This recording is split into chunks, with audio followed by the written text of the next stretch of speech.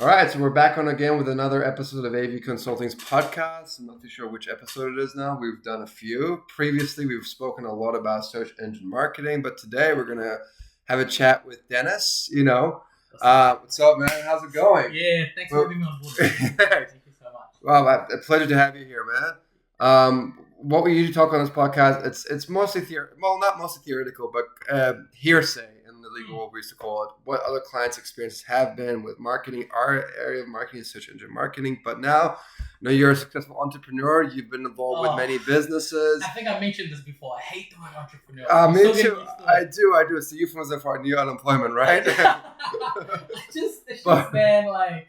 It's one of those things, right? Biggest disclosure, I'm not acting at anyone or any organization, but I just think the word entrepreneur, like, everybody wants to be an entrepreneur until it's time to do entrepreneurial things, or put the work behind it, or put the hours behind it, or the work behind it, So, yeah, man, thank you. Thanks for... No, thanks for thanks for being here again, and we're gonna delve into it as what the realities of that world is. Shit, yeah, let's start.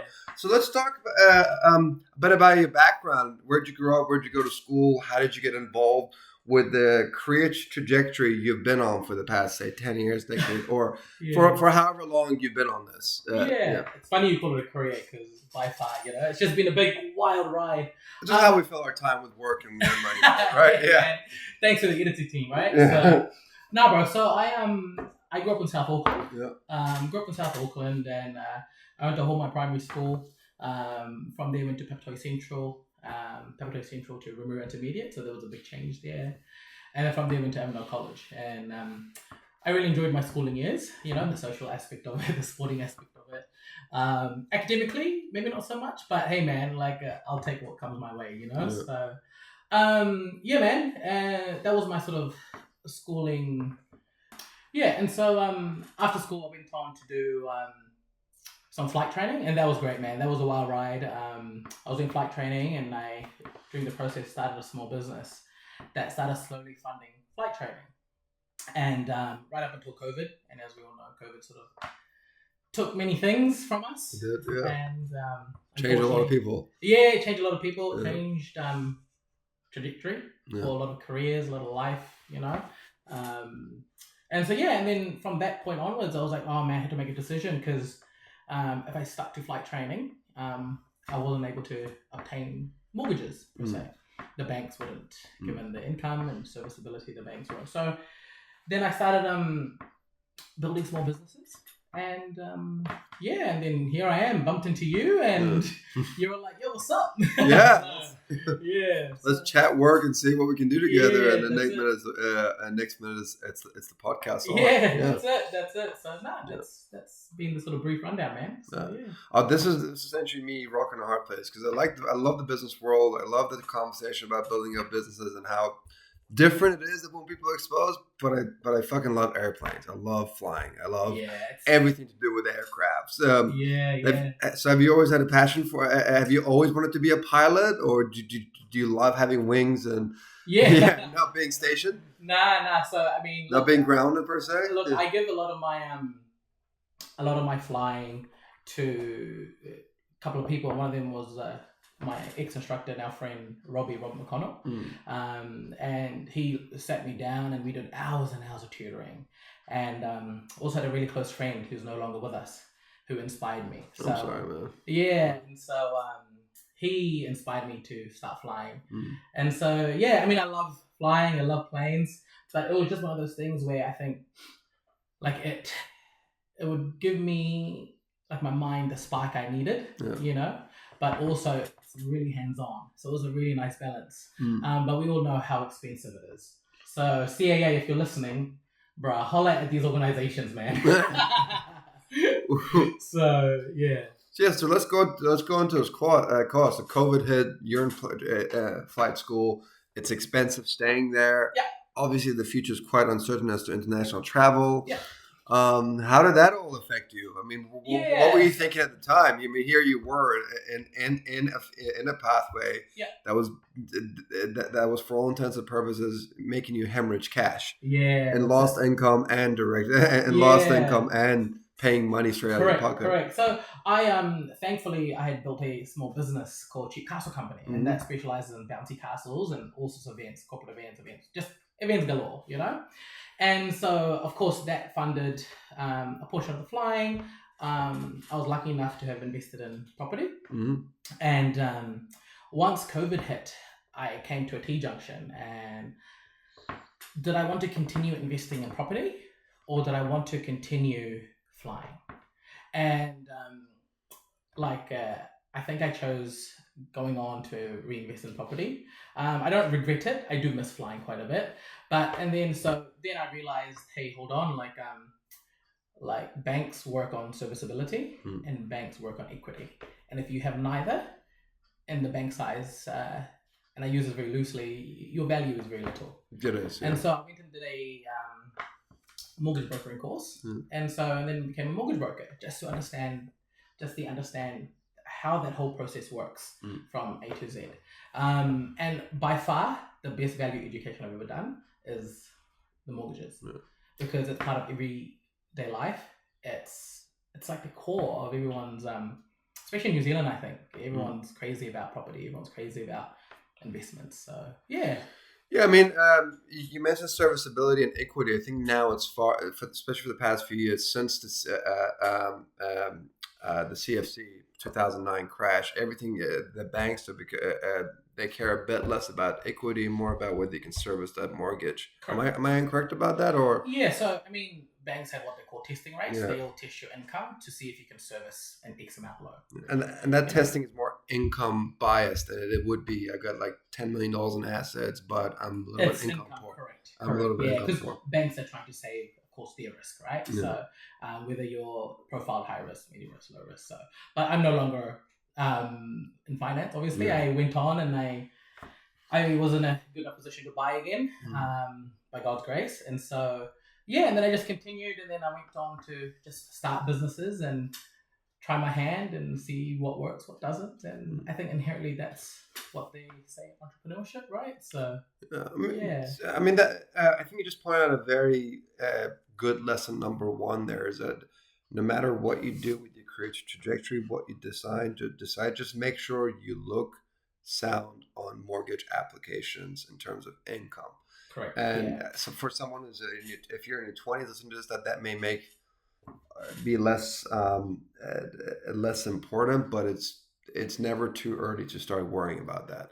If I were to fill a mortgage application tomorrow, how would I sound? And I think for a lot of us who've sort of had steady incomes, moved into entrepreneurship world, businesses, have sort of seen the yin and the yangs, the both sides of the fence, and sort of know how comfortable that is when you have it and can take it for granted. Having an easy mortgage application, and how difficult it can get once you leave it behind. I'm no longer in the mortgage world, whatever, but this is where, man, a good broker is just worth everything, man. It's worth gold. Like, a good mortgage broker will paint that picture to the banks. It's they are fighting your case to the banks, you know. I'm a big advocate for having the right people to do the right task for you, you know. And that's not even mortgage, it's just business in general. So and it's good. I mean, the real good ones do relative well financial planning for you, lay the picture. It's basically a business plan for your life. Yes, correct. Or if I'm wrong, correct me if I'm wrong. It's more, you're painting a picture of this person, a profile, to the banks, so they can reassess their risk, and you know. So it's good. That was a really fun industry to be in. But I just had this itch to continuing being self-employed, to continue trying new things, and my risk, like, I always want to take a little bit more high risk than normal. I don't know, blame my genetics, you know. So, I get where you're coming from, man. Like that too. So you went to piloting school, studied being a broker, practiced being a broker for a little while. How long were you a broker for? I was a broker for, I think, 8 to 9 months. Funny enough, it was just before I got my house, and then after I got my house, I was like, okay, cool. Well, like, what's next? It's just, you know, like, no knowledge is bad knowledge. You know, so I learned, and I'm not saying by any means I'm perfect at it, but I learned just enough so then I could utilize that knowledge to my own circumstances. Yeah. And it worked. And so, now I always have that knowledge with me. And Yeah. I mean, it's good to hone your specialty in, no matter where. If people could be in the business world, or they could be quite technical oriented. But I mean, no knowledge is bad knowledge. Learn every day, even the stuff you find quite useless. Knowledge bears no weight, man. Bears no weight. Yeah. Knowledge bears no weight. Like I was told that by a older gentleman, you know. And I remember, like, I always constantly think about that. Like I'm not sure about you, Fabo, but like I'm so curious, man. I'm so curious about just so many different things, you know. It's probably why I find myself doing 51,000 million things, you know. So, but just you're curious about, you can learn so much different things, and it'll never weigh you down, because somewhere along your life, that knowledge will be used. Yeah, I mean. So, this world is an interesting place. It's also a little bit overwhelming as to how much there is to learn. It's exciting, but there's limited time. But if you have that curiosity, I used to have that mindset where, you know, if you wanted to learn, you have to read books every day. And I love reading and I love books, but I'm not a good reader. I'm not a fast reader. It takes me forever to get through a book. Yeah. But you know what I've learned through time is be flexible. You be engaged in learning in whichever methods, tools you have at your disposal, or whatever natural disposition you have. Obviously, I'm not suggesting doom scrolling on social media 24/7. Yeah, you brought up a really good point. Yeah. You said to what you have in front of you. You know, I think that is probably the best thing I've ever heard, seen, or picked up on is. Play to the cards you're being dealt. Yeah. Make the most of every single situation that you have in front of you. Because we're all dealt different cards in life. We've all been dealt different cards in life. And I think that's probably such a big skill. If you can make the most of every situation that's been dealt to you, you're going places in life. Because, like, man, we've all been brought up differently.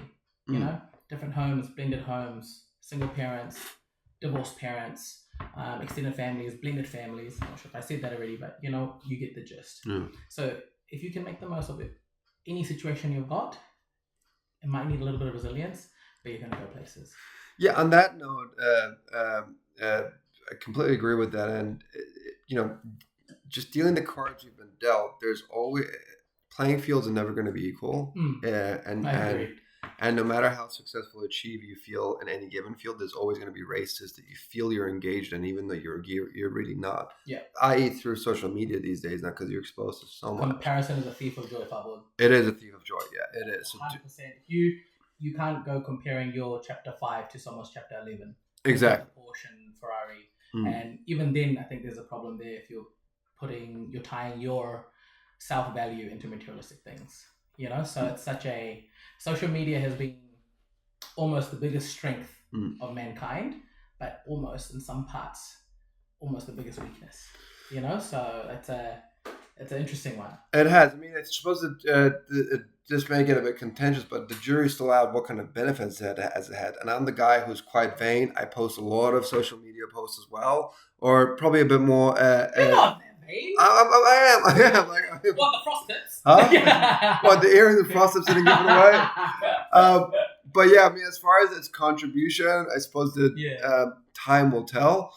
But a deeper point I was getting into is dealing with what you have is instead of judging yourself on how much success you've had, is how I would just go complete reverse. Actually, it's how many rejections you're getting. Yeah, very good. If you're getting enough rejections, if you're getting rejected every day, it means you're putting yourself out there. Yeah, and obviously this is very, very general, but in my experience. Obviously, if you're a doctor, you don't want to get rejected passing the wrong treatments. Or of course. If you're a lawyer, giving the wrong advice. Not going to that.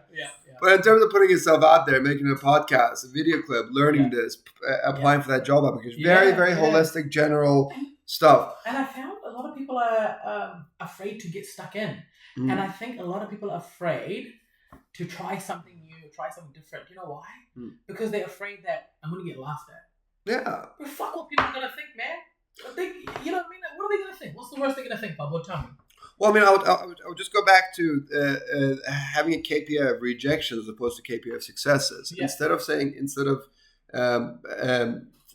looking back and seeing how much success you've had, whether it's been substantial or quite minuscule, and more or less working yourself into a thought pattern of thinking quite low about yourself. Yeah. Is think about how much your rejections getting on a daily basis. If you're not getting enough rejections, you're probably doing something wrong. Yeah. You know, I think is again the art of failing forward. The art of failing forward. When you're failing forward, you're taking so many lessons with you. Yeah. So many lessons with you. Obviously, along the way, you're going to build yourself up. I think you at any point you always have to look after your health, your financial health, your physique, because you're building yourself up. There's no I mean, there has to be some. There has to be. What's wrong with my physique? Huh? What's wrong with my physique? Generally speaking, okay, you're a very sexy man. I would jump on you right now. If we're recording camera. Personal, right? But essentially, once you get to where you want to, it's so much more comfortable having a person being in a body or in a condition that you can utilize those opportunities you're given at that point. So getting enough rejections, and also you said, what's the worst thing happen? Laugh at. It's helpful for me to understand why we fear getting laughed at. It's because of evolutionary traits. Being in tribal times, if you're laughed at, you're probably doing something wrong in the tribe. And if you get laughed at, you were excommunicated and you probably died. Yeah. And those genes didn't survive. And the genes who got quite cautious of not being laughed at survived and passed on. So there's evolutionary reason for this. This is great. If you think the fear of being laughed at, is the make or break, I think you need to change your mindset a little bit. It is, because even though it's come from the deep lineage, right? I just don't think that's enough reason for you not to try your dream business, not to try that dream job application. Yeah, but also understand why you have a fear of being laughed at. It's an innate fear. It's like standing on somewhere high. You're scared of falls because it's ingrained in your DNA that a fall will kill you or severely injure you. Given the society we've built, educational institutes, we've got apprenticeships left, right, center. The amount of opportunity we have in our country, which is great, man. It's so good. Yeah. And this actually brings me to a little bit to my next topic of why are people not taking those opportunities by the horns and riding it? Well, that's a deep conversation. There's a whole bunch of reasons it could not be. I mean, it's easier said than done. 100%. But then chopping down your tree is easier said than done. Doing the dishes is easier said than done, And of course, it's so circumstantial, which links back to the cards we've been dealt, making the most of the cards we've been dealt, So, I think there's people out there who are reluctant to start a business, who are reluctant to go for that job application. But bro, just start. Just go in the right direction. Exactly, and just set the record straight. I think what we both mean, or at least what I mean, is that we're not necessarily saying go start that business or have a career in corporate or be a doctor, but just think what resonates with you at the time and go for it. Yeah. Whether it's applying for a million legal jobs or doctor apprenticeships or starting that business. It all makes society. It all makes the world go around. Take action. Take action and try to be genuine to yourself. And stuff. Yeah. But anyway, so we said, I suppose to this point, we're like, make sure you're getting enough rejections in what you want to be engaged with at the time on a daily basis. Yeah. So we went to it was pilot school, then you studied being a broker, then you were a broker for a while, and then what happened? And then so this was the transition period where I decided to try reinvest into a property, and so I was like, man, I need serviceability. And I did miss flying, and we had some construction happening at our house. And there was a digger there.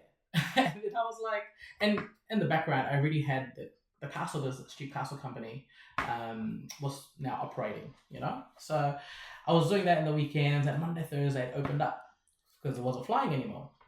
And I jumped on the digger and I was like, hey, this isn't too bad. That's actually quite fun. Mm. And so I decided to open up a digging business. And I went and got my a digging license and did some practice and started a digging business. And it was great. Started with a good friend of mine and we built it. We had that for a year and a half. And within 3 months, we were doing people's driveways, trenches, So it was just the small to medium jobs, but enough turnover to provide the serviceability needed. How did you get sales? Sales. How did you get customers? We actually utilized Builderscrack quite a bit initially, and then once word got around, because it's a quite performance-based business, once word got around, we started getting word of mouth referrals, Builderscrack, and then of course your friends and family, so need work done, and that's how we sort of grew that. And then my business partner, I bought him out, and then at the end I bought a couple other machines, and then ended up selling that. So yeah. Wow, fantastic. Yeah, so it was good. It was a very, very good experience. I think it's a bit of a contradictory thing here, but if I ever retire, I'd love to buy a small digger and get back on again. It's such a little fun toy, So yeah. And then so cut. I need to get that closer to you. Oh, sorry, can you not hear me properly? Hold on. Does this go down a little more? What's that? Testing. Talk. Testing. Talk again. Testing. Testing. There we go.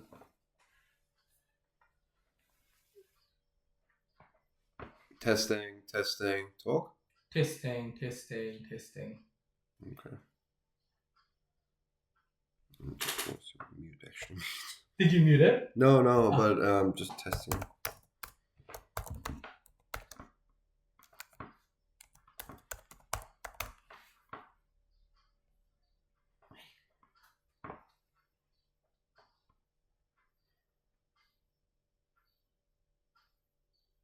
All right, that's fine. So, it was on red before. Oh, okay. And I thought that meant mute. It doesn't mean mute, thankfully. So it says if it's blinking, it means mute. Okay, cool.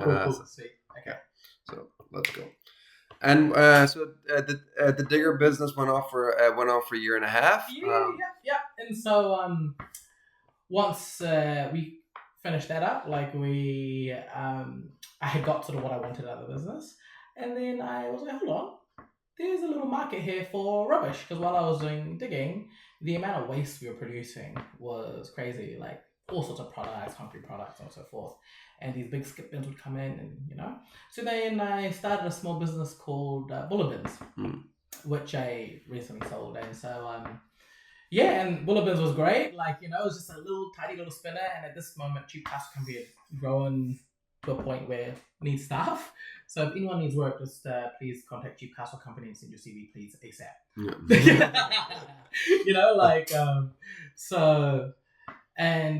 There was a great spinner, and now here we are, and I'm getting married in January, and we'll see what next year brings, really. So I suppose most people that are watching this are probably quite interested in either having a side hustle or starting their own businesses. Correct. For various reasons. A million or one reason.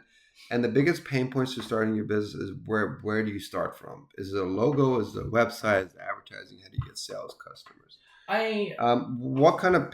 What was scaring the shit out of you before you took that leap? And what came to be quite important? And what would you prioritize now for someone starting a business? I'll break that up. You've asked me multiple all in one. Yeah. Very, very efficient of you, Fabio. So I'm no business guru. I'm not, I'm just a dude trying to make a buck, We've done it a few times. Yeah. Maybe $3. I don't know. Yeah. So, but the unknown doesn't scare me. The unknown excites me. Because there's so many ways you can look at it, but two major ones is, what if it doesn't work out? But the other thing is, what if it does?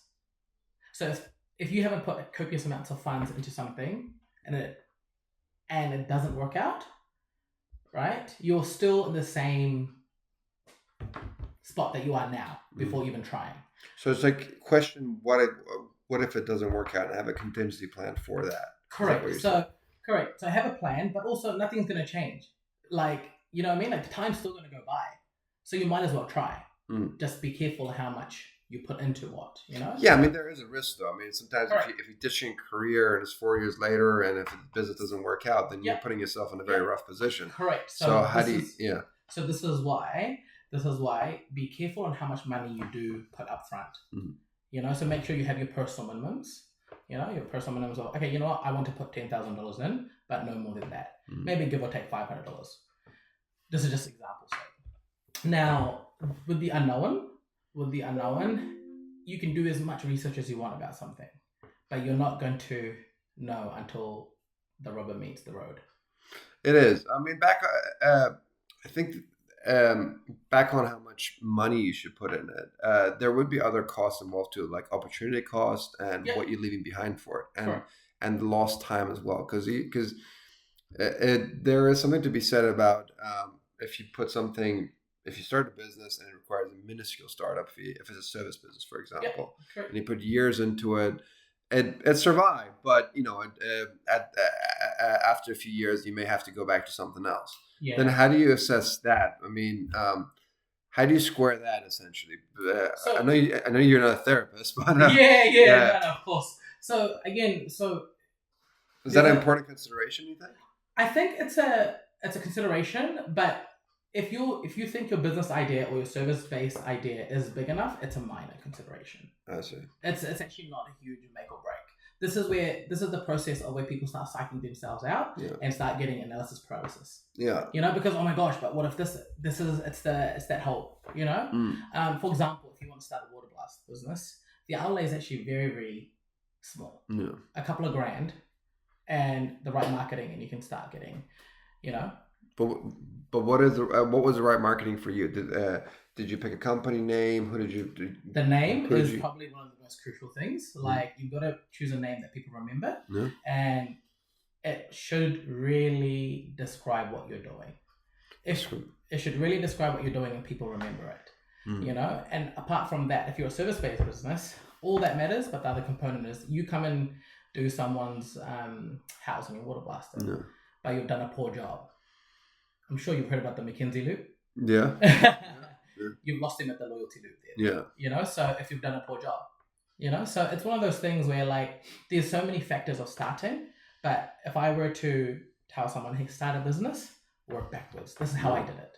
Hey, I want to start a water blasting business. I'm not sure why I keep using water blasting business. Oh, that's an example. It can be anything. Yeah. Is work backwards. What is the equipment you need? Where are you going to market? Right now, man, we're actually in such a good spot with social media where it's such cheap marketing. Yeah, it's ridiculous. Like it's almost free marketing. You know, so if you get known for a good product, a good service, and you keep repeating your ads, and this is how you can build your name up, build your brand up. You know, and it's free, it's scalable. We were talking earlier about how social media, what are the benefits, and there's a study that there's not many benefits. I think one of the biggest benefits we have with social media and the tech world is scalability. The scalability given to us and the access we have to so many people at our fingertips is wild. It is. I think and this is where it's much more friendly to start things now than it's ever been. In the 90s, basically, people who had organizations who had huge amount of budgets to put behind branding succeeded, and those who had a good, acceptable, good product or service but didn't have marketing branding budget could not compete as much. Why? Because we all I think it goes back to psychology. Familiarity brings trust. You trust something you see more of. Correct. Because in the wild, in unknown environments, probably there was a predator looming somewhere, ready to eat you, probably, or attack you, and seriously bodily injury you. So and so that's why in the 90s, basically, if you had a budget, if you had some VCs or angel investors behind you, even if the product service was shit, you advertise a shit tons. People see you more and more. They trust you because, hey, how can you be average or bad at something that you're advertising so much of? Well, perception, right? We talk about perception all the time. Perception. Perception matters, and it feeds into evolutionary trait. We trust something we're familiar with. Yeah. We distrust something we're not familiar with. Yeah. It's just as simple as taking a different route to the gym. Yes. We're less likely to do it because we're not familiar with it. Yeah. It's not going to kill us. This is your technical mind coming out. I'm going into a rabbit hole now. No, it's great. It's good. It's good. I'll try to hone it back in, but no, it's great. Please. But with the advent of search engines and feed engines, and we'll separate both. Search engines is Google. You know what you're looking for. You search for it, and it feeds you what you want. Yeah. Whereas feed engines, it predicts what you want. Yeah. The algorithm. You can't bring that familiarity in through multiple touch points. That's why marketing has, I says 7 touch points. Sorry, the 7 touch points for sure. Sorry, but to interrupt. Yeah. You know the algorithms, can you clarify this for me, right? My fiance, when I go on Instagram, right, and on my, what's that page called? The Explore page? How come I've got half naked girls on it when I don't search half naked girls? I promise I don't. Well, if you don't search for that, all I can say, if I could figure out an algorithm that's worth $1 trillion, I would be living in Hollywood right now. So you're telling me having we're producing a podcast with multiple microphones, a red camera. It's like the other day, really. Right, so you're saying that Dennis didn't do it, right? Uh-huh. You're saying that Dennis didn't do it. Oh, if you say you didn't do it. Dennis didn't do it, right, Papa? If you say you didn't do it, you didn't do it. I don't know. Thank you very much. Thank you very much. That's all I needed to do. Aisha Gadas had a client meeting the other day. This is what I should have said, because we do performance marketing, we do search engine marketing. And they keep saying, why was our sales, X5, a year ago this time, and it's X2 times this time. And what I should have said is that if I was the kind of business that just came, if I was the kind of person that would come in and X10 your revenue in 2 months, I'll be working in Boston Consulting Group, earning high 7-figure incomes. I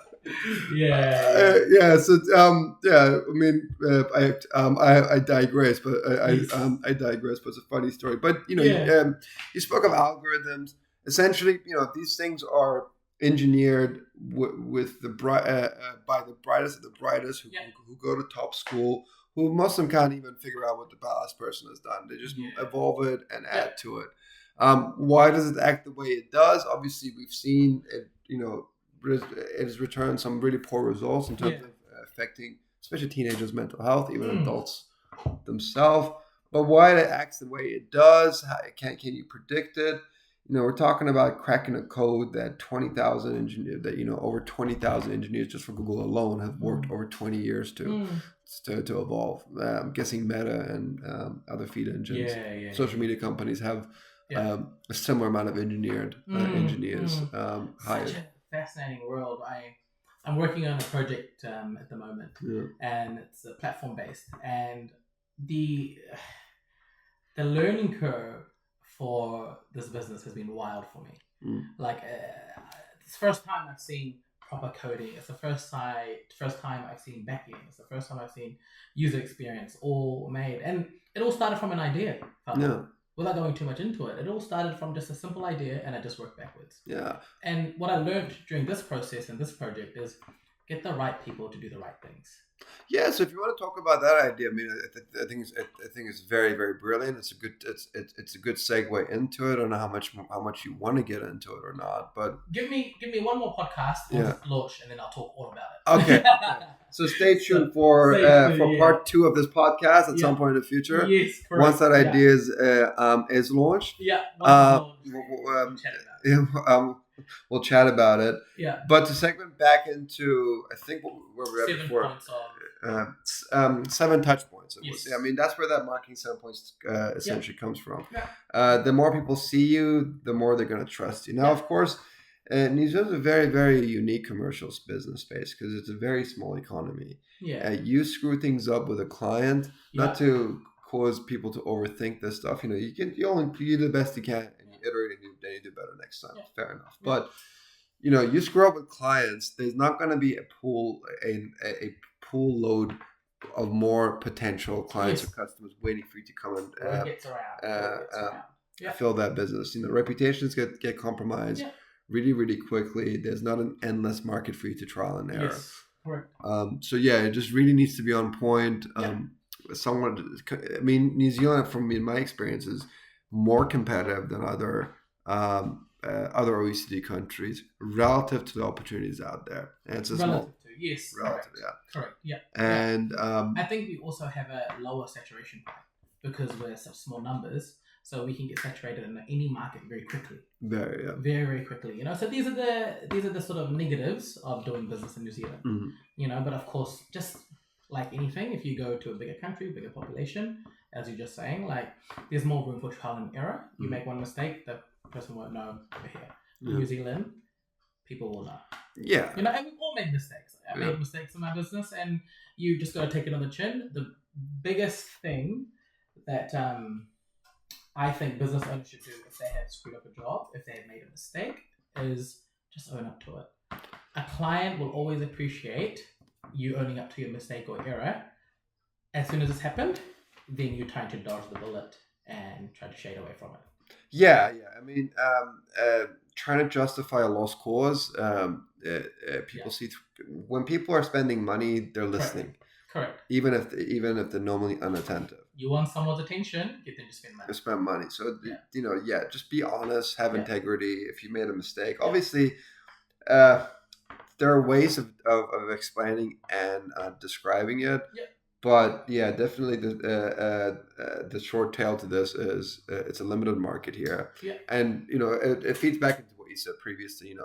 You deal the hand you've been given. Other countries have their own pros and cons. This is our pros and cons. That's it. This is our cons. And you just got to make the most out of your situation. Like small country, sure, but what can we do in this small country? We can have better reach. We can have stronger networks. Yeah. Which again, probably, I'm sure we'll talk about it soon, but network. Yeah. Honestly, there's this, the cheesy line, network is net worth, so on and so forth. But your biggest value in business is not what you say to people, it's how you make them feel. As a byproduct, your network strengthens day by day. It's how you make people feel, not what you say. There's a bit of caveat to that. I mean, some service businesses is about performance much more than others. Therefore, it is about how you perform as well. 100%. Yeah. But even to get to that performance stage, you need a network. You need relations. The first point of contact is, hey, I'm so on and so forth. I'm here to water blast your house. Yeah. Your performance stage comes after. You need to build that relationship. You only have 30 seconds before they're assessing you. So essentially what you're saying is that you need to sell. You need to sell. And I think networking among business circles and gets a little confused in the sense of they think it's about it's basically AA meetings for business. I am this is my line. It's effective to a point. It works for some businesses, it doesn't.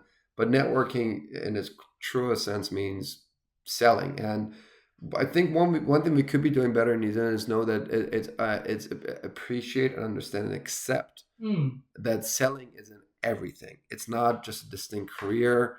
If you're a lawyer or if you're a business owner, if you're a doctor, maybe not a doctor. We don't sell meds here like we like to do in America.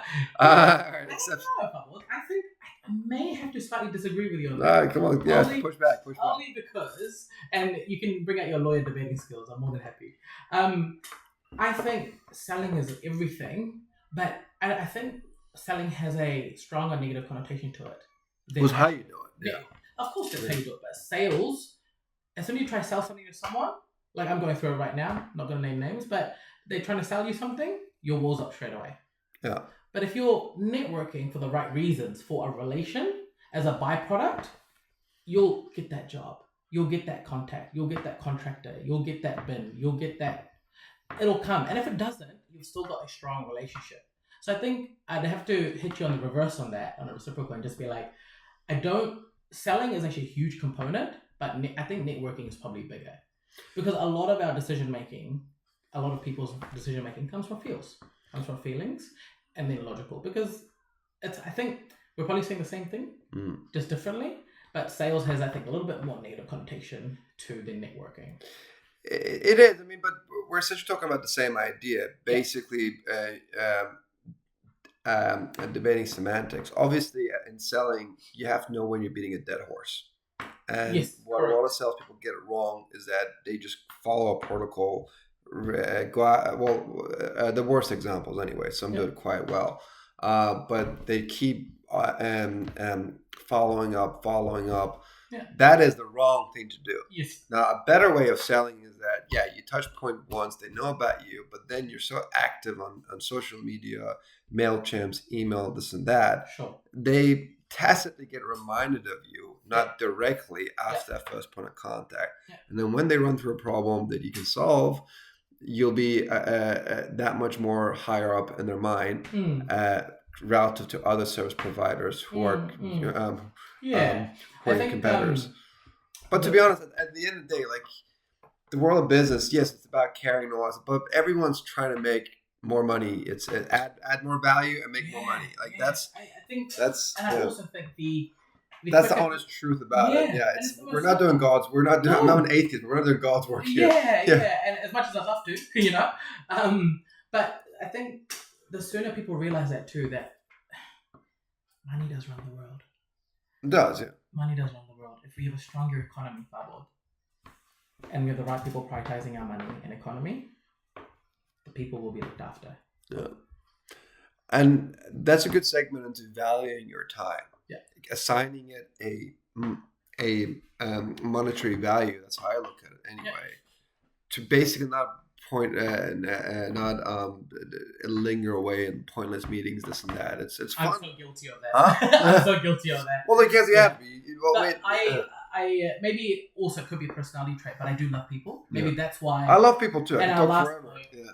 You don't like me at the start. You don't like me, Fabo. That's why. But why? I don't like you at the start. No, it's fine. Yeah. It's fine. No. I mean, I think that's why my approach is a lot more relationship based than following a sales regime per se. Yeah. You know, because I'm really big on relations, man. I'm huge on relations, and whether you get the benefit of a transaction or not, you always have that network. You always have that relation. You know, like yeah. So I think this is where, like, the sooner people realize though that everything we do has some form of monetary value, I think we can strengthen our microeconomies and economies.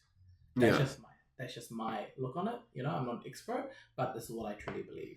People don't realize that your time is very valuable, and quite often for people, their time is linked to their money. Yeah, it is, and I suppose it's better to assign an internal value to your internal monetary value to your time than relying on the world assigning a higher value to your time. Yeah, because the world is always gonna.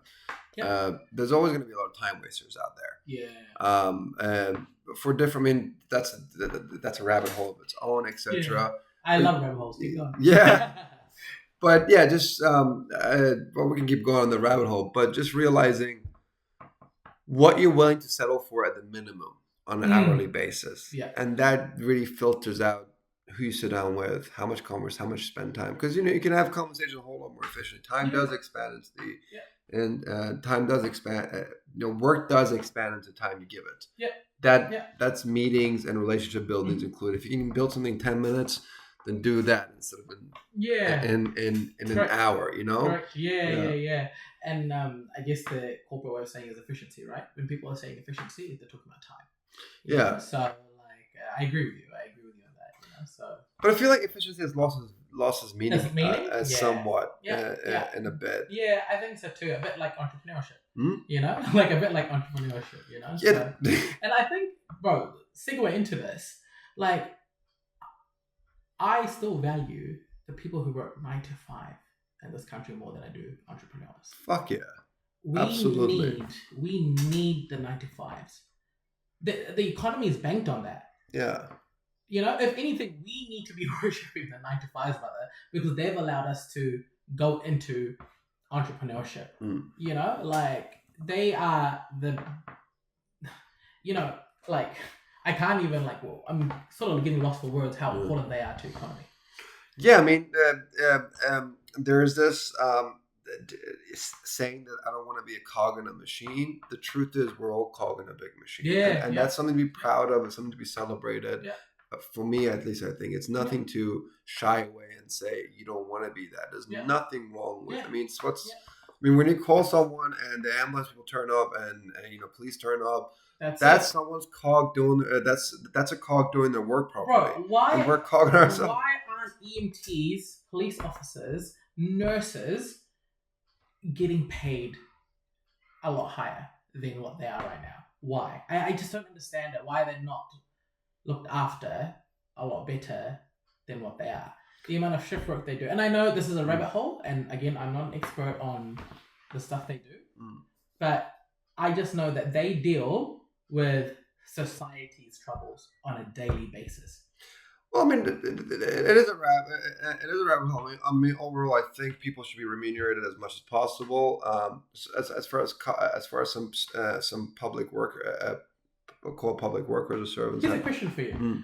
There's always this argument of like, there's a guy who kicks a leather ball with air filled in it, and he's making 6 figures, but the guy who's saving a life down the street is getting paid a minimum salary of well, because risk reward Value?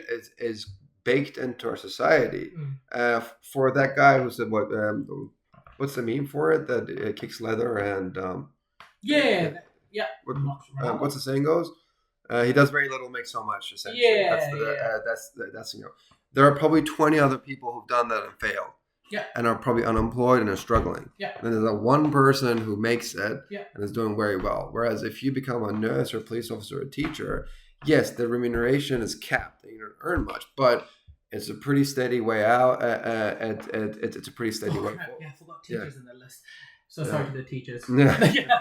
Teachers are important, man. I could go on forever about it. Some of my heroes were teachers, Yeah, I mean, probably this may get me in trouble if not, but this is what I think at this moment in time. I could change my mind, but you pay a price for that security and stability. Yes, which is mainly translated in our society through a income ceiling. Yeah. As far as police goes, I mean, yes, they don't get paid too much, I think, but there's a lot of perks being a police officer. You have a lot of power. Firstly, but you have a monopoly on violence. Yeah, you do. I think for police officers, you can, you can exact pain on people. Not that I'm not saying people abuse it. I'm not making any judgment, but you do have the monopoly of of using force, which is another word for violence. It is and wherever you go, people are like, yes, officer, no officer. there are perks with coming a police officer. You like a man in uniform? I like a woman. I like a woman in uniform. Oh, good. Oh, yeah. Not man. I did get pulled over by a beautiful cop yesterday. She was stunning. She was very, very beautiful. Oh, really nice. Yeah, you appreciate beauty, eh? Yeah, I appreciate beauty. Very good. Oh, I was saying yes, ma'am, no, ma'am. Can I have your number, ma'am? I do, ma'am. I do. Find me as much as you want. The wedding venue is booked. Yeah. But yeah, back on the point, there is a lot of your place officer. You walk anywhere there, you wield a certain respect. You get noticed that you do. You think police officers are losing respect or gaining respect in the last 5 years? And this is a great question for you, being an ex-lawyer. Yeah. Like, I think you'd be able to shed better insight out of me and you. I think you'd have better insight. I think in society we question authority far more now than we have in the past. I think there is a lot of unnecessary fines being handed out in New Zealand. So revenue gathering? I think there is an... Is that police officers or is that organisations like Auckland Transport and not MSD, sorry, Auckland Council? There's a huge element of revenue gathering through fines within all these organizations. And so, is that the police officers, or do you think it's more leaning towards Auckland Transport, Auckland Council revenue gathering more, or do you think it's police officers? I'll be guessing. I'm not educated on the topic, but I do think our police here are more engaged in traffic control than perhaps other more serious crimes. Yeah. And it could be because we've got a safe society that's where things need to be controlled. Yeah. Or it could be that the fact that it's a good revenue stream for government. I don't know. But I mean, I don't want to go into conspiracy theories in this, but there are. Why not? Yeah. There is a not so unheard secret that I don't know if it's true or not, that cops do have a income a quota to a unspoken quota to meet Oh, on interesting. a Okay, daily basis. I think I have heard that. Yeah. I've never been verified. It's never been verified. It's never. Yeah, I don't want to get it. Yeah, I mean it's just. I should start calling out some of my like police-mates. Yeah. Is this true or not? Like, So yeah. But overall, to be honest, like I would just cap that with saying like I had a very positive experience with the police officer yesterday. It was only positive because you're saying she was beautiful. But you can't be biased like that. But I was also given a warning where she could have given me a fine. Okay. So positive experience. That's it. So you didn't lose any money. I didn't lose any money. So that was but very if generous. If the police officer had given you a fine, would you have walked away upset? Would you have walked away? I would. I mean, I don't think. I think she was within her power to give me a fine, but I don't think I was doing anything wrong to deserve a fine. Right. It's one of those what's the spirit of the law and what's the letter of the law. I don't know. You're the lawyer. Yeah, I mean, it would have been quite unfair. So I would have been unhappy. I would have been unhappy because I'm just driving in a. What were you doing? Huh? What were you doing? I had my hands-free headsets in, and a call came in, so I just answered it, and they saw me on my phone. Interesting. So, like, I had a very similar experience a couple of months ago, and I think, man, if you just comply with police officers, of course, there's a variable here depending on what you've done. If you've gone and ram raided a dairy, you're gonna run, of course. You're not gonna comply. Yeah. So we were in terms of disputing, argue with cops, I think, there are. I just think, man, like, sorry to cut you off there. I just think police, nurses, teachers, doctors, and this is not me throwing shade at any other profession. I think they are unsung heroes. Oh, fuck yeah. Absolutely. They you give up so much for that. I've got friends who are teachers, man. They are more than teachers. Mm. They are counselors. They are second parents. They are mums. They are dads for their children. You're affecting tomorrow, literally the direction of tomorrow. Correct. Yeah. Correct. So they are unsung heroes. The nurses, the doctors, man, like they just, unsung heroes. The police, man. Yeah. When something goes wrong and it's something that you can't handle, the first instinct is 111. The firemen, the ambos, these are our unsung heroes. Not entrepreneurs, bro. They're not our unsung heroes.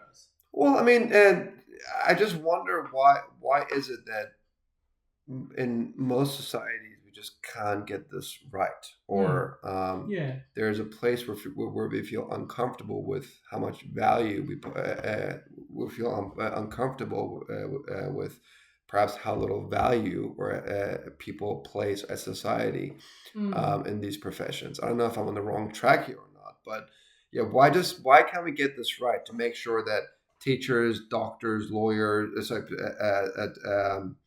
emergency staff, police officers feel they're being valued to a point that they deserve? Yeah, I think it's a numbers game.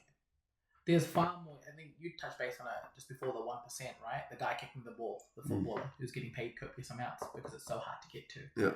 Yeah. So I think there's far more nurses, doctors, so on and so forth than there is successful entrepreneurs, and that's why it's a stable pay packet. It's a stable work. These are the things that we need in our society to create a structure. These are the professions needed, and therefore I don't think it's valued enough. It's I don't want to create this go down this rabbit hole right now, but if you feel it's a big topic, right? It is a big topic, but I'm not sure how strong the connection here is, but men footballers and women footballers, right? It ultimately just comes back down to bums on seats. Yes, viewers, audiences. Viewers and audiences. Now, when was the last time you saw a police officer, and if you paid them $20 to come see them do their work, it never happens, or vice versa. But people go watch football games, like men Premier League football, every single weekend. The same thing with women's football, I think. Like, there's just not enough people going to go watch. So get to your next women's football game and go watch, because that's when truly we'll get. Well, I mean, there's a part of that. I mean, go watch it if you want to go watch it. I mean, obviously, we obviously all want to go. We want to see women's football thrive. Yeah. We want them to get paid on par as men's football. We want that. But the only way that's going to happen is the support. Yeah, but that's the I point. went to watch. I went to watch. Sorry to cut you off. Yeah. Ian, I went to watch the Sweden versus Japan game when the World Cup was happening. Oh yeah. I thought something else was coming up that. But that support needs to be organic, or we're just building or we're just blowing a bubble. Well, no, we need the support. Otherwise, you can't complain about it, whether it's organic or not. Yeah. You know, so it's just one of those things like the bums on seats is inherently what pays the athletes, whether in any sports code. You know, and so the same thing I think with police, nurses, and so on and so forth. They will pay packet, but it's not endorsed enough. Like, no, eyes aren't always on there. Yeah. You know, it's not entertaining to watch. You know, so of course, different codes, different industries, but yeah, that's what I think anyway. Well, I think that this stereotype comes to a few different realities. I'm not going to call it truths because truths change over time, but I think a relatively compelling reality in our society today is one, your time is a product that people want to get.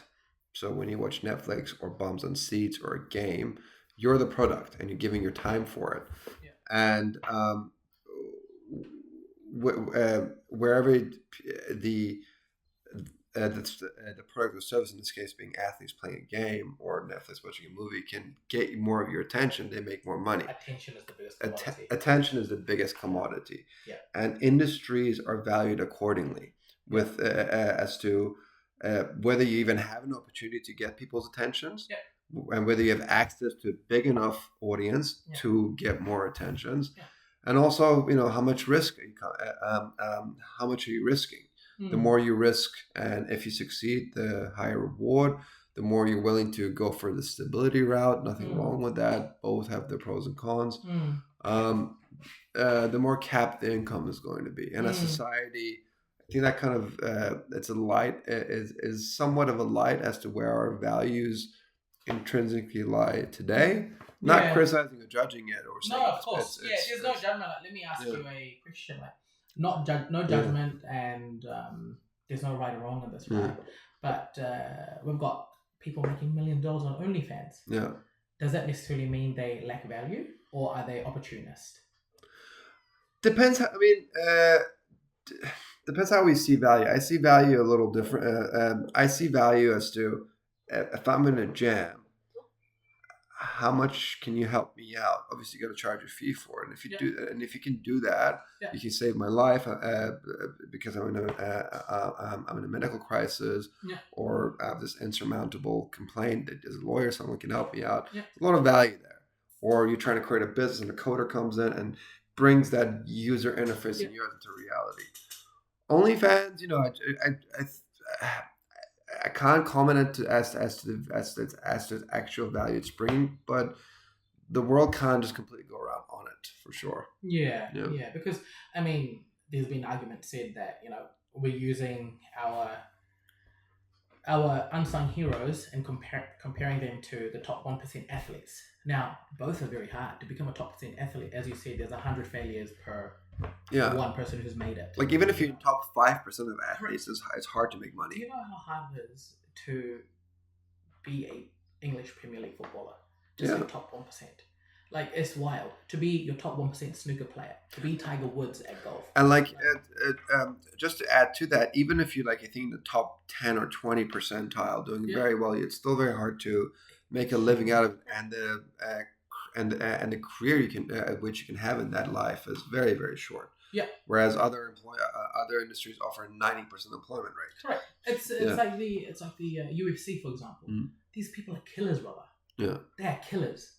They will kill you but their careers are very short. Again, 1% athletes, unsung heroes. So it's interesting to see where, for example, things like OnlyFans, where people perceive such value in sexual commodity, making millions and millions of dollars. It's interesting. It's just that there's no right or wrong. It's just the psychological standpoint for society has changed so far left or far right has changed based on social media and how you can monetize things now. I mean, it hasn't changed, but I think our hedonisms are much. I'm not going to say our worst impulses, but our hedonistic nature and impulses is much more easily satisfied today than it was yesterday or at any point. Or we have easier access to satisfy those needs. And to those needs. And, a friend of mine says it's about being presently hedonistic without sacrificing the future. Yeah. I think one of the problems today is that those hedonisms are sacrificed. Satisfying those hedonistic urges are compromising tomorrow. Yeah. And it's a bit of a chicken and egg problem because we're not just computing machines and just computing complete tasks all day. You need a certain amount of fun and relax and relaxation and calming your mind no matter what it is you do from however it is. Whatever. You need to blow steam somewhere. Yeah, you need to blow steam somewhere to be more effective at your productivity job. But it is. But I think that kind of segments into family life, growing up with certain family structures, having a single parent or having no father, especially as it. I think it affects guys quite a bit. I'm sure it definitely affects girls, but us being guys, we can probably have a bit more insight into it. What's been your family? What's been your background? I already know about it. I'm just asking the questions. Yeah, family's been a very, very big part of my life. Yeah. It's been a roller coaster there too. I think so. I grew up without a father. I lost my dad quite young. How old were you? I was 13 when I lost my dad. And I realized this much later on in my life that, growing up without role models per se is very, very tough. You can see how, young men, especially without the right guidance, make the wrong decisions. And it's not the fault of them per se, but it's the circumstances that they're being put in. And if you can't decipher between right or wrong, because it can be quite subjective. It can be quite subjective, especially if you're a teenager, you're down a slippery slope, So, but I realized that looking up to people sometimes is not the way to go, but looking up to God is probably the best. And whichever, whether you are a believer, non-believer, if you look up to a higher power, it's far greater than looking up to humans, because humans fail by nature. They let you down one way or the other. So, and I think that's how I got through it, because you took your family, they did the best they could in that given time, and you took everyone at face value. They tried their best, in what they were given. They had their own cards they were given, and they thought they were doing their best. So, that was a roller coaster in itself, but look, I wouldn't change how I turned out for anything. Of course, it has its pros and cons. So but growing up without a father was hard. It was hard. So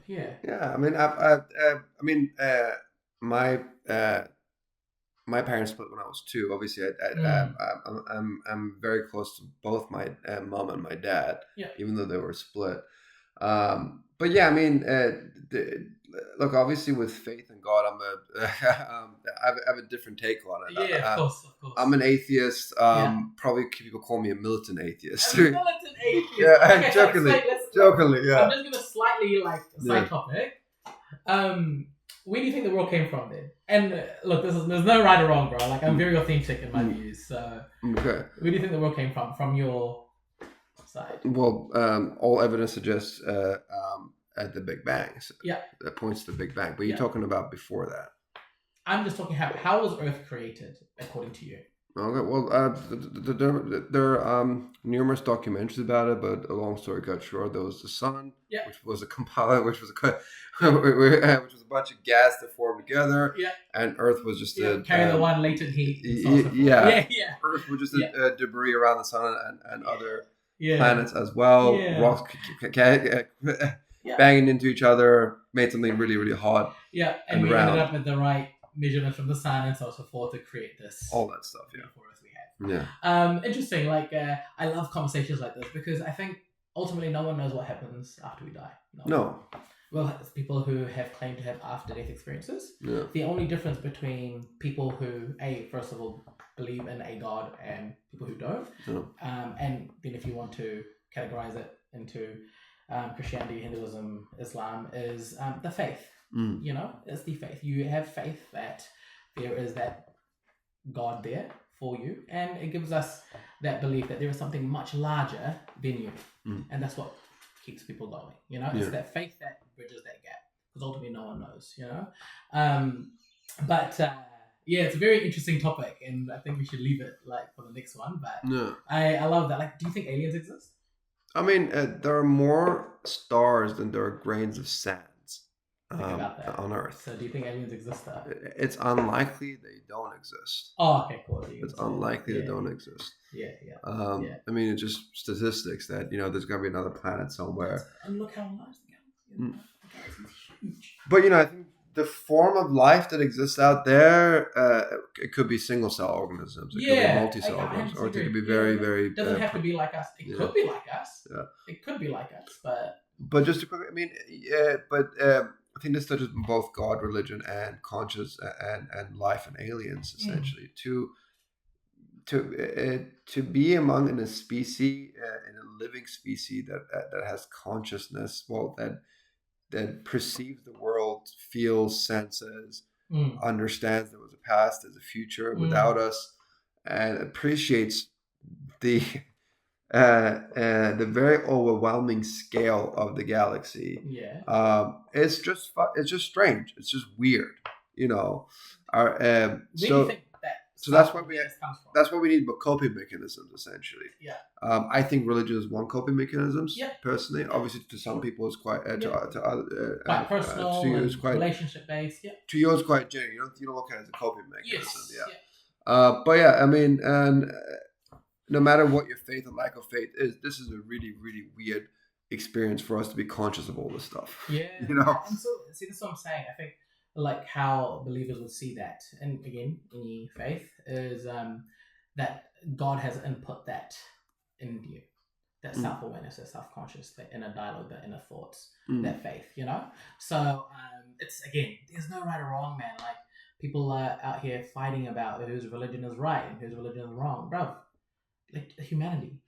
I mean, that's an easy way of saying it, but the thing is, we are tribal by nature. 100%. Humans are tribal by nature, and so on and so forth. Yeah. But, like, it's such a big rabbit hole, and I think it's a conversation for another day, but I think that's what it is. Where does that come from? Moving on from religion, I suppose we're discussing growing up without a dad, as you so have, as you have had to. And you found and you consult in God and faith. But I think that's sort of regardless of whether you have theism beliefs or not, it still touches point on, you know, having good role models that you can relate to. You said people let you down, but you still need to rely on people. What's your opinion on that? As to, you know, we can't go through life not relying on others. 100%. When you're relying on people for, you know, there's a saying, it's like, no one's coming to save you, and I'm actually a strong believer in that, because people will give you the opportunity to rely on them if they see you're putting the work in. Yes. You know, it's the same way if you have a business idea and you don't believe in it, you can't expect the next 10 people to believe in it. No. You just can't. Yeah. So it's about backing yourself first, and then letting opportunities come to you after that. Because if you can't back yourself, you can't go to a VC and be like, hey, I don't back this, but can I still have $1 million? But it might work. Hey, no, it doesn't work like that. So, and I think that point still stands for your question, but also for my belief system also, is that you need to back yourself with enough resilience and grit to attract those opportunities, to allow people to give you the privilege of relying on them. You know, so the good card that I was dealt was my dad ran like in that given time in the mid-90s, he ran a semi-successful construction company, and before he passed, and then things happened and he sort of went downhill from there. But my mum also is very business minded, and she's in the business of childcare. So I think growing up, it was one of those, like, not reliant, but you're still seeing. You have a lot of vicarious experience. Correct. You know, you're still seeing, you're watching, you're assessing, you're absorbing all this information without actually. So I think my mum and dad both taught me a lot without actually teaching me.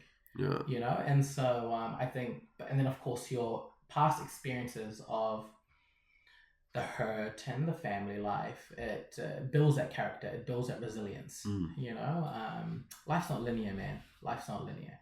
Obviously, when you're a child, you don't really, you don't have any point of reference. Not having a dad, did you feel the deficiency, the not having it there, or is it only looking back now you realize, man, it could have been easier if I had one? That's a great question. Like when I was young, when Dad passed away, I was like, yo, there's no one here to clean my room or tell me off, you know, like just these things, like you don't understand, it's just happened, you're still processing, you know. But you were 13 when he passed away. Correct, yeah, 13, going on to 13. But later on in life, when you go out to, when I had the digging business at Fulham Heaps, when I set my flight test for my private pilot license, like I wish he was around, you know. It's that's when you're actually processing. It's like, wow, that's when you feel the deficiency. Like, man, if what he would have said. Not what he would have said, but he could have come along for the ride. Yeah. You know, man to man, he could have seen me grow up. You know, I had no one to, and I mean this without being crass. I had no one to talk to about females. Yeah. I had no one to talk to about sex. I had no one to talk about business. You know, these things were very, you know, you missed out on the father and son relationship and all that. So yeah, I mean, later on in life is when you start processing that, yo, I had these deficiencies. You missed out on your father being around. But when you're younger, you're not absorbing it like that. Yeah. You're too busy talking about going on your bike and seeing your friends and playing sports. So. Yeah, I mean, if I could go back and tell myself this, and I think especially teenagers don't realize that how trivial teenage issues in school and all that stuff are. It's just like, just get your head down, work hard, study law, learn science, math, learn how to talk, learn how to read, learn how to write really, really well, and how to learn. And, you know, no matter who's popular, who's not, it's going to fade away into obscurity pretty quickly. The things you just listed are very, very important. As important they are, I think that the one thing a person cannot lose is their work ethic. You can lose everything. You can lose your house. You can lose your husband, your wife. You can lose your pets. You can lose your kids. You can lose so many things. But a work ethic and a good character will never leave you. Yeah. It will never leave you. Yeah. If you can build that in your young years, whether it's through tough times, whether it's through all your other sort of experiences that haven't been so pleasant, which is building your resilience and character, that will never leave you. Because that will just get you ready for the next chapter in your life. You know, life's not meant to be easy, Fahbod. It's not. We have this perception that, you know, they say the white picket fence. You know, the white picket. That would bore most people to death. It would, and people don't realize that. Yeah. If you had $1 billion, I think a lot of people would be bored. People don't realize. Well, it depends how little money you have before you had $1 million. Sure. Yeah, you know. But whether or not you get that $1 billion, if you're poor or rich, or you were born into wealth, you'll be bored. The point still stands, you'll be bored. You know, there'd come a time where you, after the cars, after the life, you'd be bored. So. Yeah, I mean, there's a part in human nature, a significant part, where we need to solve problems on a daily basis. And when we're solving problems, we're feeling empowered. And we're the happiest when we feel empowered. Yeah. The question comes, how do you get to solving bigger and better and more enjoyable problems? Yeah. And I suppose no matter what you do, it just requires a lot of grit and hard work, because you're gonna have to go through a lot of mundane crap. No matter how upstanding the profession is, like relatively on a societal level speaking, you just have to go through a lot of mundane stuff. And that's all. And you know. Maturity puts that into perspective, but when going through it, it means it seems pointless.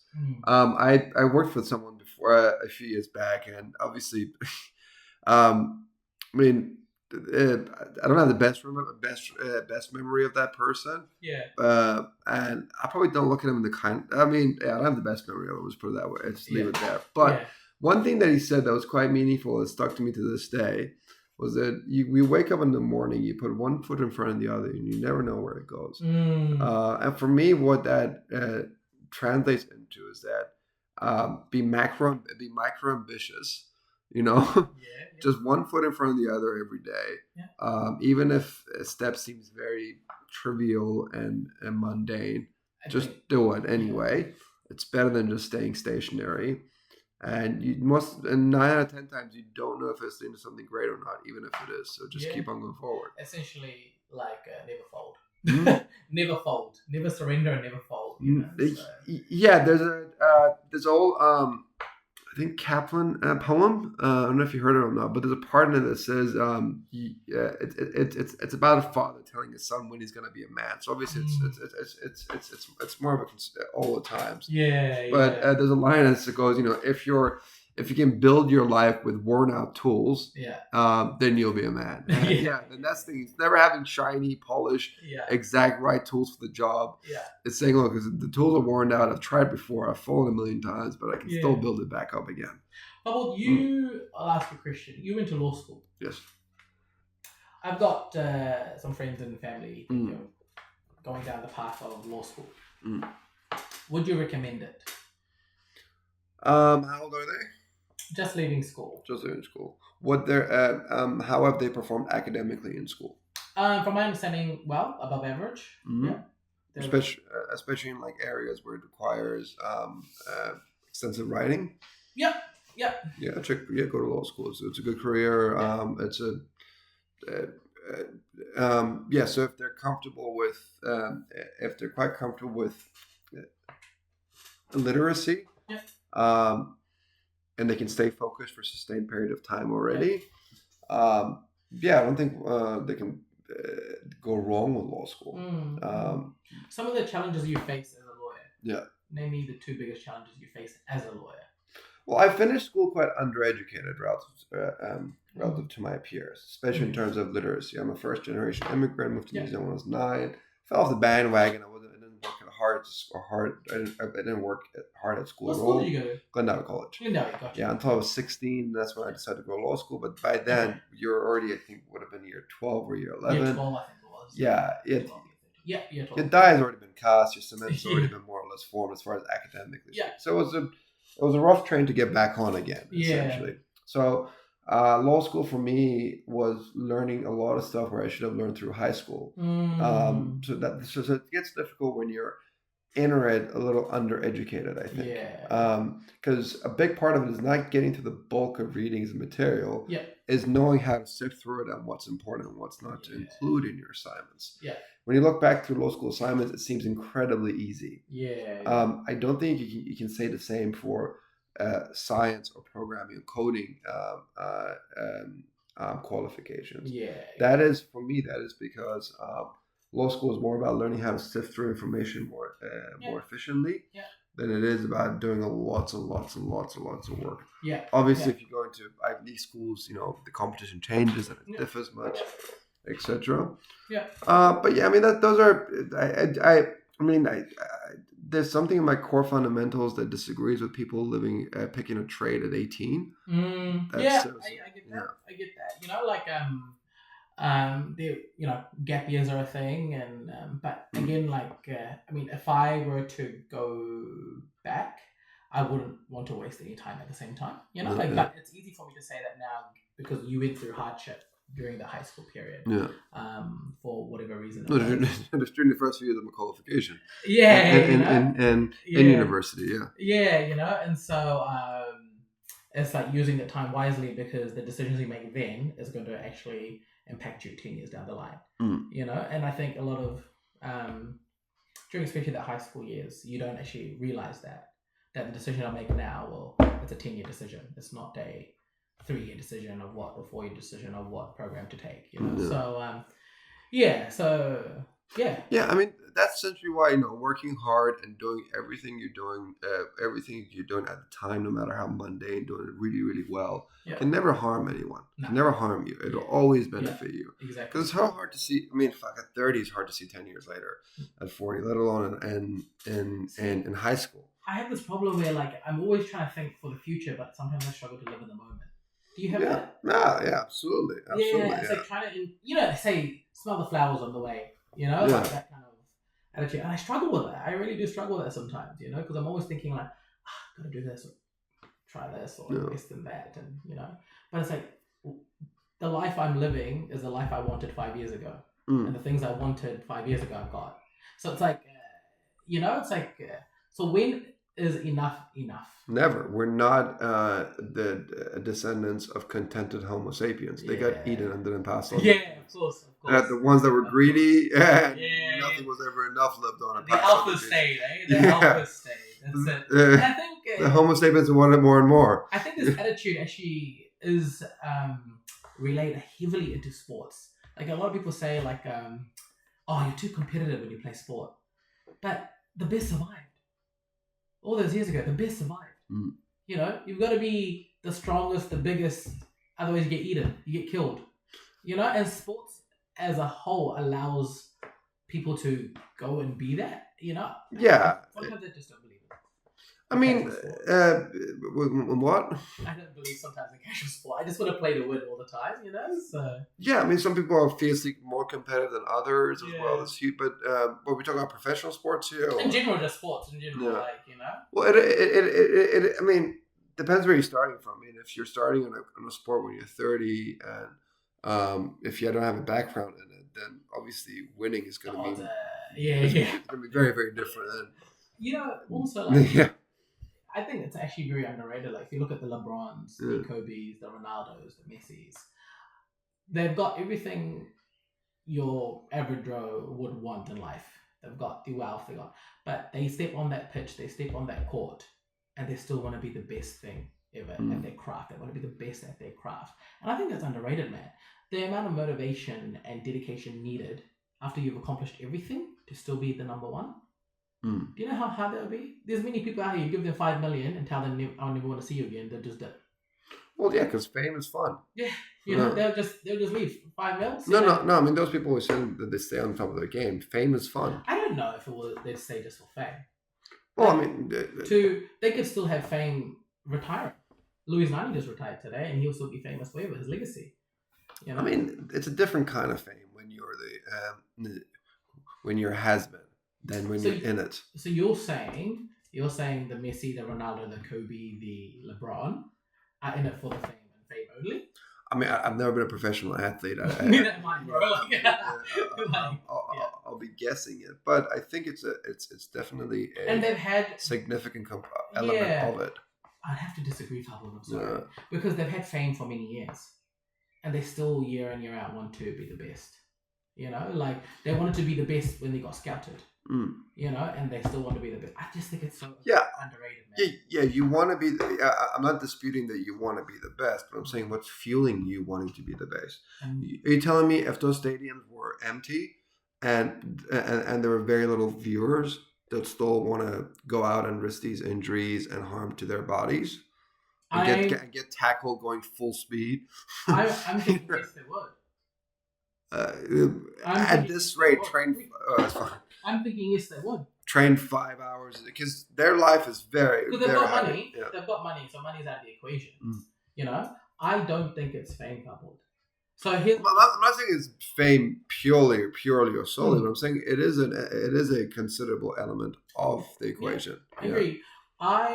There's a story like Ronaldo got beat at table tennis by Rio Ferdinand and Manchester United. They were at Old Trafford, and he got beat. Yeah. This guy went and bought table tennis and just practiced, and went back and beat him. He wasn't a professional table tennis player. He wasn't getting paid. No one was watching him play table tennis, but he just wanted to win. So it's that mentality that I think is actually underrated. As guys, we're likely to do something more heroic and great and be at our best when other people are watching. And this is done in tests. Like if there's crowd of people watching, a guy is far more likely to. It's like it's in a book. I'm watching the example, so don't crucify me for it. But you're much more likely to save someone when there are other people watching, and as a guy, you're much more likely to save someone when that person you're watching has, let's just call mating, but you're attracted to mate. You're single. He's single, guys. He's single. Yeah. This is Malcolm. This is in Malcolm Gladwell's book Outlier. But what but where the fuck was I getting to? I have no idea. But you're saying that you're likely to save someone if they're an attractive or mating potential. I think as if others are watching as well, it's because we get encouragement, pat in the back, encouragement back in the back and stuff. So it is something very unique to achieve where when you have a job that you're the best in, and everybody acknowledges that you're the best in, and it's a very hard thing to walk away from. And I think this is where the Messis and the Ronaldos and the LeBrons are. Not only they know they're the best, they're getting public recognition as widespread as possible that they are the best, and these are just the hedonistic instincts that we love. Who's better, Ronaldo or Messi? I don't watch a whole lot of sports, man. I don't want to be the podcast anymore. I like politics, history, and military aircrafts. That's like, I see. I see. So okay. like it's like SU-57 or F-22. Okay, on the so spot. I don't like military aircraft. Oh, I love military. Yeah. Really? Yeah. Wow. Okay. It's fine. Just say the SU-57 is shit. Fair enough. Okay. Yeah. That's crap. Sure. Okay. Good stuff. Yeah. I folded real quick then. Like, sure, man. Sure. Yeah. No, but I know enough about sports to know the zeitgeist of Yeah. zeitgeist. I mean, so according to your theory then, or your theory, the Mark Zuckerbergs, the Jack Ma's, Jeff Bezos, so on and so forth, Elon Musk, they've got everything that the average human would desire and want. Do you think there's a huge element of it that they're just doing it for fame? Because Elon Musk is a huge pioneer. Yeah. He's huge. He's ready to. He's risked. I mean, PayPal, then SpaceX, then he's risked his money multiple times, fold over. So. What are your thoughts on that? Do you think there's a huge amount of fame there? Well, I'll just take them at their word. I mean, these are billionaire class. The psychology is relatively alien to me. They can be psychoanalyzed by a lot of smart people. But I'll just take Elon Musk where he likes innovation, especially with what we already have, as opposed to reinventing the wheel. And he likes engineering, and he likes just pushing efficiencies and innovations further and further, i.e. SpaceX. SpaceX didn't do anything that hasn't been done before, but it just made things a whole lot more efficient through reusable rockets, now landing the same rockets on the same... at first it was reusing those rockets and just landing it somewhere. Now it's landing it at a specific point. Location, at a specific location, This might be another rabbit hole for another day, but I'll ask you, do you think billionaires have a social responsibility to share their wealth? In what way? There's many ways to share wealth, but the question is, do you think they have a social responsibility or moral responsibility to share their wealth or spread their wealth? I've seen the numbers for this. Them sharing their wealth, I don't think it'll make a drop in it. The numbers suggest that you can't tax your way into a better society with having a more progressive tax for billionaires. Progressive in this meaning taxing them to their teeth. Yes. It's not going to change the world, essentially. It's not going to change anything. So if the outcome is more or less the same, then they're different. Then why do it? I mean, I don't know. I don't say. I wouldn't think you want a society where you want to discourage people for doing really for doing really, really well.